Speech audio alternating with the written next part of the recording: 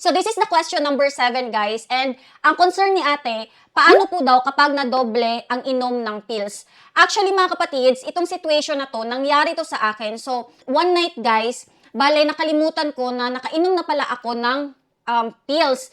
And after na ko nagchika-chika, inom na ko tubig, and patulugay na ko, inom na pud ko. So na-advance na ko ang isa ka tablet guys. And according to my OB, kasi nagpa-check up agad ako mga kapatid, sabi niya, continue ko lang daw na ubusin yung current pack na tinitake ko. And then, pagkaubos ng pad daw na to, kinabukasan, mag-resume ako sa panibagong pad. So, no break na mga kapatids. Bali, no gap method yung tinuro niya sa akin. In that way, guys, safe pa rin po daw ako against unexpected pregnancy. Hindi nga lang daw ako dadatnan, pero safe, okay? So, ginawa ko yung mga kapatids, and tama naman, di naman po ako nabuntis.